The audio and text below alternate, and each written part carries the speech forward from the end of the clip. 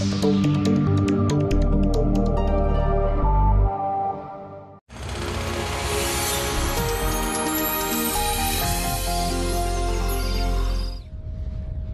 always wind here in the Egyptian desert.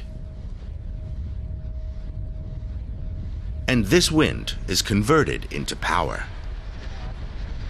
Zafarana wind farm near the Red Sea has 700 wind turbines. They were installed with German help. The wind farm feeds about 1,400 gigawatts of power into the Egyptian grid annually. That's roughly the amount of energy used by 1 million Egyptians each year.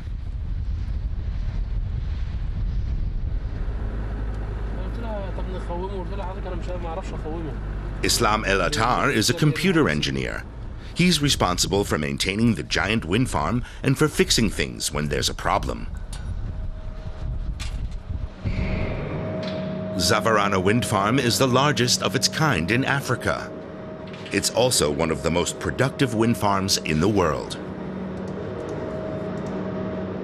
The wind speed is very high, average wind speed high, and the area is flat in Zafarana, and there is no turbulence when the wind is touches the plates.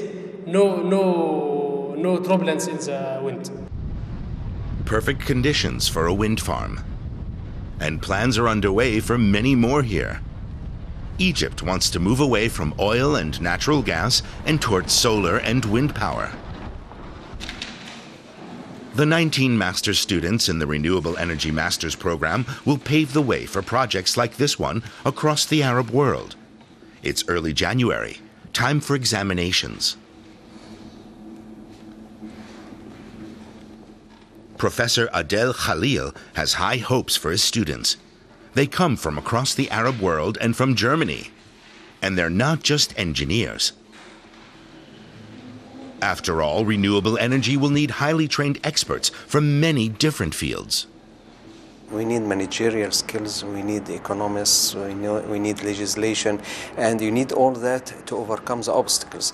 Most of the obstacles for utilizing renewable energy include legislations, policies, financing, economics, besides technical problems. So we need to tackle all of this through this group. But first they have to finish their degrees. The exam is almost over, and a few have already handed it in. And a good feeling? What do you think? Yeah, I think not bad there. Hopefully. 9 long questions. They're relieved to be done. The program is a joint project between Cairo University and the University of Kassel. Many of the students already have a pretty clear idea about where they hope to end up. I see myself actually in the development work, maybe more political than technical. And I hope I can contribute, I wish I can contribute in the smaller villages. Egypt still has to go a long way, but we have to start somewhere, I think, and this is a very good start here in the program. Egypt needs more renewable energy. The country's population has almost doubled in the past 30 years, and it's continuing to grow, especially in Cairo. More people also means greater energy consumption and more carbon emissions. In Cairo, the air reeks of heavy pollution.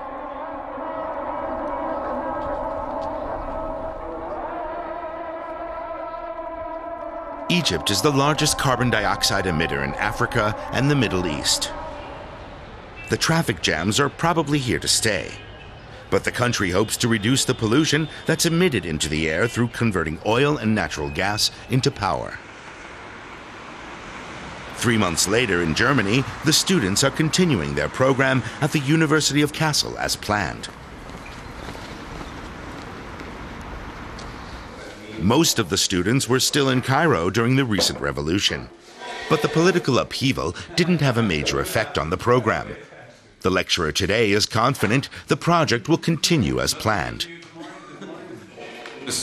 The bids and things like that are being delayed a bit, but everything will basically continue as before. The power that's generated will benefit the country's consumers, and so there's no reason to cancel the project now.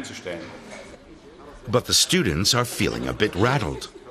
Most renewable energy projects in the Arab world have financing from Europe and the United States, and they depend on close cooperation between governments and funders.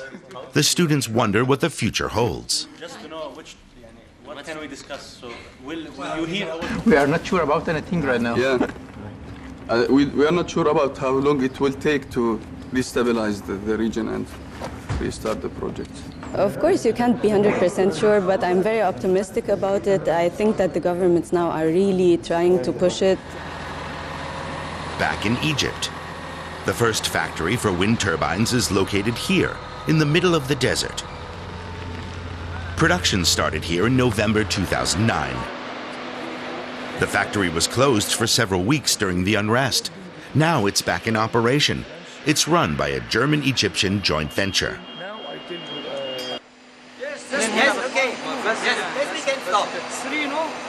Dieter Rösler has been part of the project from the start. The German engineer helped with the factory's construction.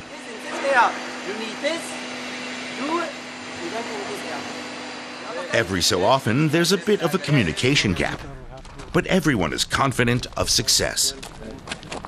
There's still plenty of room in front. Plans are underway to double the factory's size.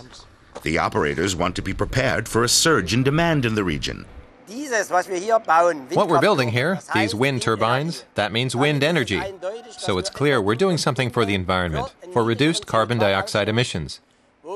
Take a look around what's being emitted from the smokestacks here in this industrial region. We're doing something about it.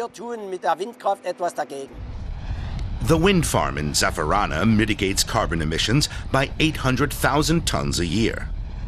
The next large wind farm is underway, with support from Germany. If all goes as planned, there'll soon be even more green power coming from the desert.